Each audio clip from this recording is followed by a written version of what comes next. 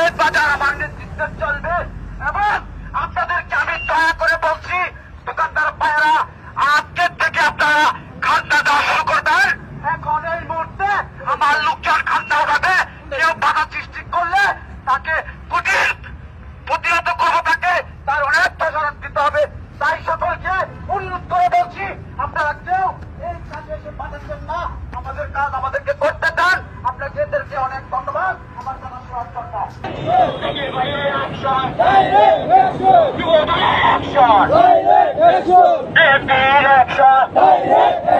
আওয়ামী লীগের দালালরা হুঁশিয়ার সাবধান।